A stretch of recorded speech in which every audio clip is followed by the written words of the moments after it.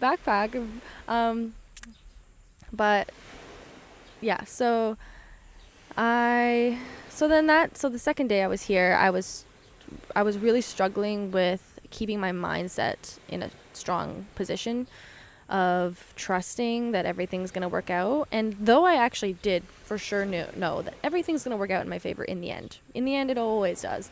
And I also knew that, I'm going to learn something from this. Everything's going to turn out amazing, whatever. However, that doesn't mean that it's going to be the way that I want it to be, which is that I get my bag as soon as possible, or that I get it at all.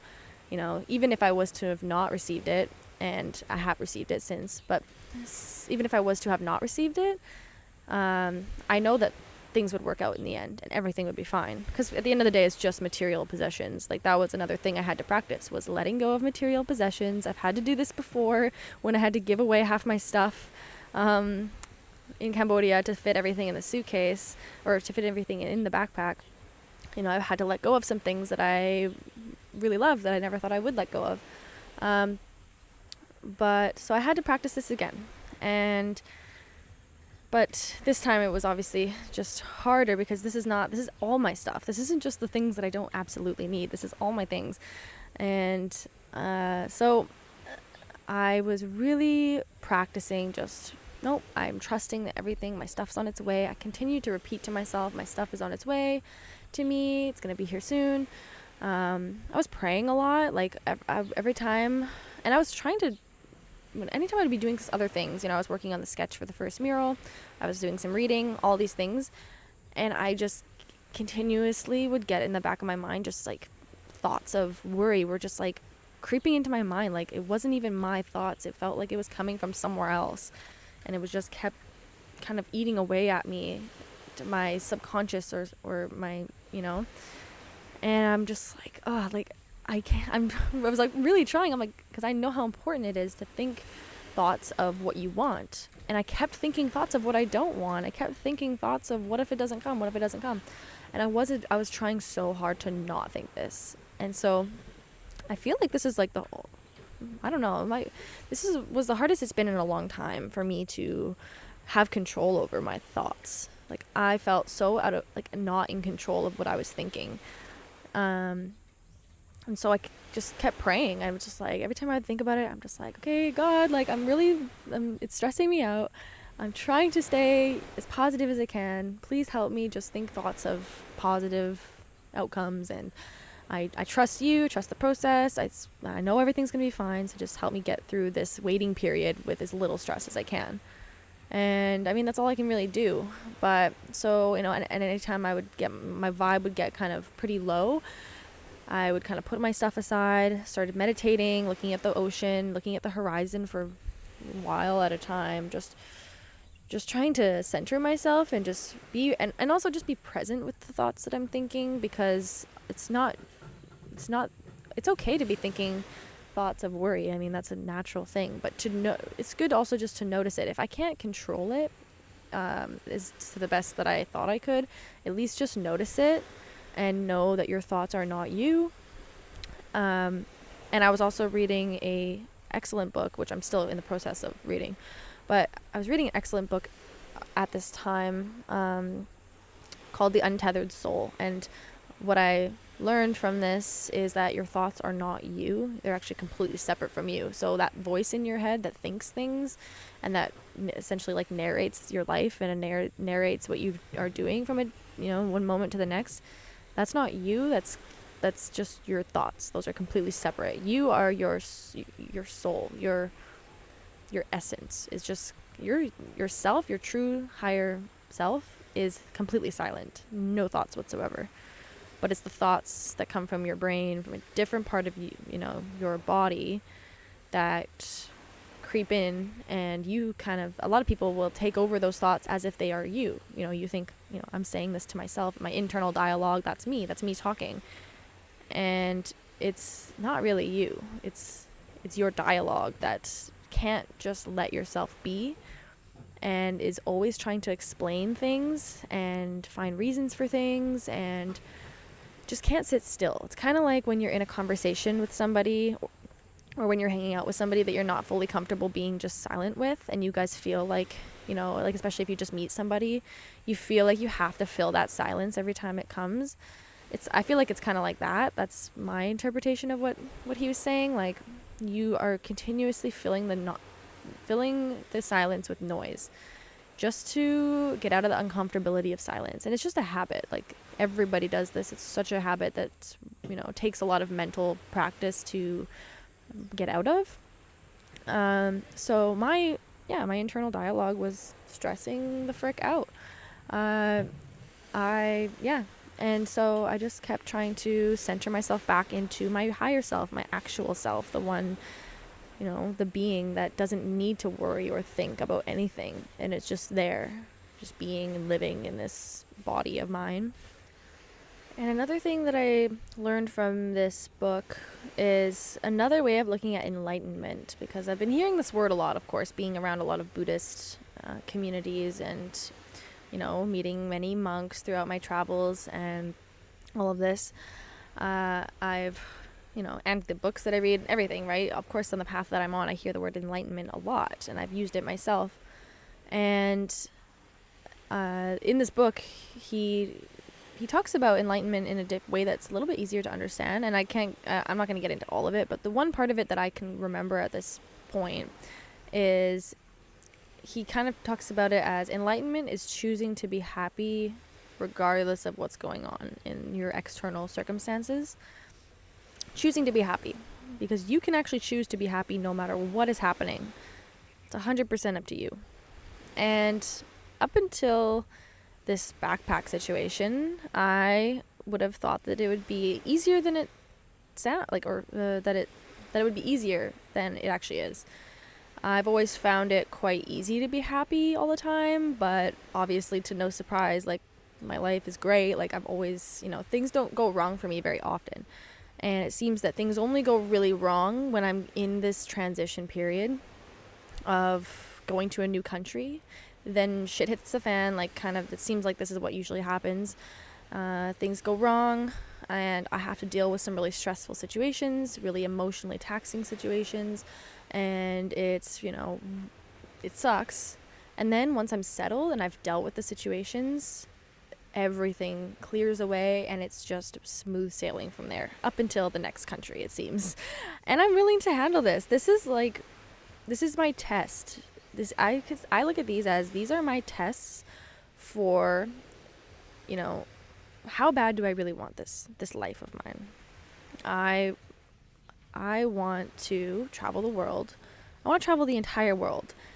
Just thinking about that, and I already have known this. This is the reality of this is I'm gonna have to deal with so much shit like this and worse, and it's going to be really difficult. And what everyone sees on my Instagram is me sitting at a beautiful beach, and they're like, oh my gosh, I'm so jealous of this chick, look what she's doing, like. But that's what you see. That's the nice part of it. But there's a lot that goes behind it, and there's a lot of stuff I've had to deal with. There's a lot of hardships that come with this, and it's really not for everyone. Like, you have to be really low maintenance. You have to be really easygoing. You have to have a good attitude, and a strong faith in. It doesn't have to be in God. It can be just a strong faith in everything works out in my favor in the end. You have to think this way. It has to be natural for you. It has to become natural for you. Because in order to travel the world and to do all of this stuff that is 100% worth it, like 1,000,000% worth it, it's so amazing. You're going to have to deal with all of these high highs that you go through. You're going to have to deal with all the low lows as well. And I've so far dealt with both. I've dealt with many more high highs than I've dealt with low lows. But I've been low. I've been very low in these transitional periods. But I've come to be kind of excited when these transitional periods are coming, as much as it's really shitty to go through it and deal with the stuff that comes with that. I'm really excited because I know how good it gets after this. Once I pass the test, and I feel like I've passed the test, I got my stuff back. I was thinking that me missing my flight was the... okay, great, that was that really shitty thing that had to happen to me. Now I can go forward and everything's going to be smooth. I was like really hoping that that's what it would be. Like, that was that one thing that really was horrible and difficult for me. But then, I had to take one more test of having my stuff lost, and that's okay. And I hope that that's the last test for this time, this period of this new chapter, and that now I can enjoy the good parts of this from now on. And that's what I'm hoping. I feel like this is what it's going to be like, but I'm willing to take as many tests as it can,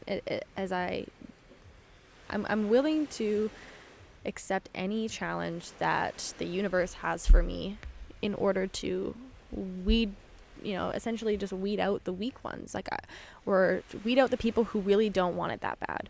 I want this so bad. I want this life that I'm living to continue this way. I want to continue traveling the world. I want to continue, and I want to get so much further in life than just traveling and being an artist.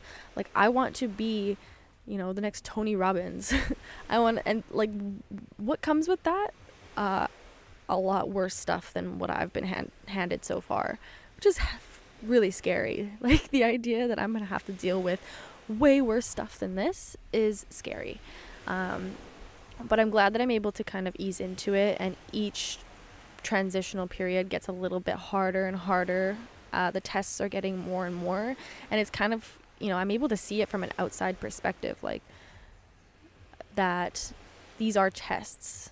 This is, and how am I going to respond to these tests? That's, what can I learn from this? I need to be able to learn from every negative thing that happens along my trip, and positive. But the point is I need to, respond in a way that is powerful, and I need to learn from these mistakes that I make, and all of this, and that's the test. And then if I continue to pass these tests and be open to whatever's coming, all the unknown things that are on its way, the good and the bad, then I'm gonna have that life that I'm dreaming of. It's on its way, and I am willing to take the next test whenever that is. And as scary as it is, and as much as I really don't want to deal with the next bad thing, I'm quite excited for the growth that's going to come from it. The growth comes from every time this kind of thing happens, and every time something bad happens, it's another shadow proves the sunshine moment. Like, when it comes to this backpack, when I got it, now I'm like, just every time I see it, I'm smiling. I'm like, I love you. I'm so happy that you're here. Like, thank goodness. And every time I use one of the things that I have in there, or put on a piece of clothing that I love, I'm like, I didn't have this for so long, and now I do. Like, I'm just so thankful for what I have. And I wouldn't be acting this way if I didn't go without it for a while. So it really takes, so it was another shadow proves the sunshine moment. I had to deal, being in the shadow, being without my stuff, makes being with my stuff, the sunshine, makes being with my stuff so much better. And so it makes life seem so much better. When you have times of hardship, you really are thankful for when things go right and life is good. So I'm going to appreciate these moments of happiness and calm and peace and joy so much more than I would if this was all I experienced. If I was only happy and joyful and everything was easy all the time, I would take it for granted, and I would just think that this is, it'd be pretty boring, to be honest. Sounds great, but I would not be so thankful for it because I wouldn't know any different. So I need the hardships in order to prove the sunshine. So let's see what we got going on here. Yeah, honestly, I think this is all I have to say, to be honest. Yeah. All right, I just wrote a few notes about this, and just checked them all. So basically that's all I have to say. So how can you take this into your own life? I feel like, maybe you're going through a situation where you are in that testing period. Maybe things are going really shitty for you right now. And if so, just know that good. It's the test. It's the test to see